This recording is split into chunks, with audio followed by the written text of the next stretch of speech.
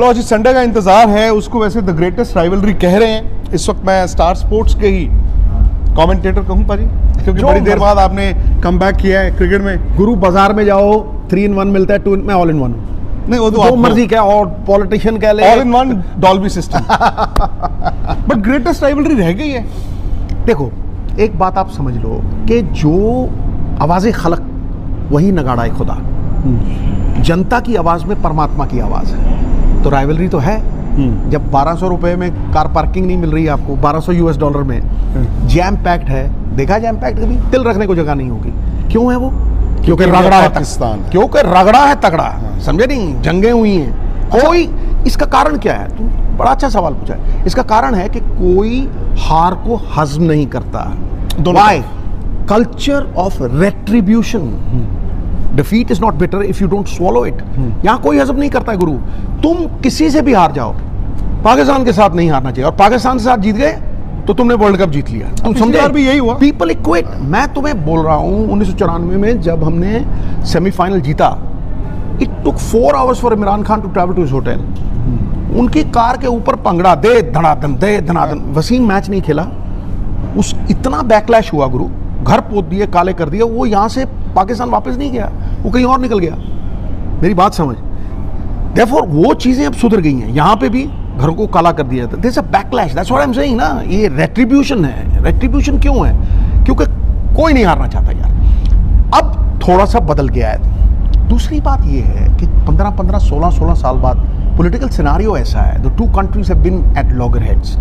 कई बार मैच 16 साल, हमने 89 में सीरीज खेली, बड़ी ज़बरदस्त सीरीज थी। 4 टेस्ट मैचों में हम ड्रॉ करके आए। एंड में सचिन की नाक पे लगी थी, मैं 97 नॉट आउट था। वो बड़े ज़बरदस्त मौके थे। उसके बाद 16 साल बाद मैच होगा। अब एक कुंभ का मेला भी 12 साल बाद आता है, तुम 16 साल बाद गए वहां पे। अब तो साल में एक आईसीसी का मैच मिल ही जाता है। इसीलिए वो जो बैकलैश है ना, वो कम हुआ है। और देखिए, मेरा ये मानना है, और मैं मतलब जो बात करता हूँ कन्विक्शन से करता हूँ, जोड़ने वाले को मान मिलता है और तोड़ने वाले को अपमान मिलता है। स्पोर्ट्समैन जोड़ता है। क्या आप नुसरत फतेह अली खान साहब से नफरत कर सकते हो? नहीं। वसीम से नफरत कर सकते हो? नहीं कर सकते ना यार। ये खिलाड़ी लोग हैं। अब पॉलिटिक्स, जब क्रिकेट डिप्लोमेसी भी आती है दोस्त, तो क्या होता है? सबसे पहले क्रिकेट मैच होता है। क्यों होता है? क्योंकि क्रिकेट मैच यूनिफायर है। पर भाई लेकिन अब चूंकि कम खेलते हैं तो सीधा आईसीसी टूर्नामेंट ही आ जाता है। अच्छा, उसमें फिर इंडिया का रिकॉर्ड भी दिखाते हैं, देखो जी इंडिया हारता नहीं। और पाकिस्तान ये जो यूएस से मैच हारा है, क्या ये उनके लिए, मैं Pakistan versus India match plus Pakistan की बात करता हूं, क्या उनके लिए दिक्कतें बहुत ज्यादा बढ़ गई हैं? बिकॉज वो टीम बाहर भी हो सकती है वर्ल्ड कप। ऑब्वियसली क्यों नहीं बढ़ेगी? क्योंकि जब आप एक साइड इन दी असेंडेंसी है और एक साइड इन डिसेंट है, भैया आप इंग्लैंड से हार गए, फिर आपकी मीम्स में मीम्स बनती चली गई कि यहाँ लग रही है, कुछ छाती में लग रही है, कोई धुन्नी में लग रही है, और जिस तरह से आप आउट हो रहे हो वो मीम्स बन रही हैं। वो साइकोलॉजिकल वो है भैया। फिर आप एक टेस्ट प्लेइंग नेशन हो और आप आके यूएसए से मैच हार जाते हो, और जिस तरह हारते हो, और जिस तरह द इग्नोनिमिटी ऑफ द डिफीट, समझे नहीं? पाकिस्तान एक पंख की चिड़िया लग रही है, क्योंकि बैटिंग है ही नहीं, बैटिंग चल ही नहीं रही। आप एक इंडिविजुअल पे रिलाई नहीं कर सकते दोस्त। नहीं तो कोहली आईपीएल जिता देते ना। सही बात। नहीं जीता इतने साल। It's a combination boss.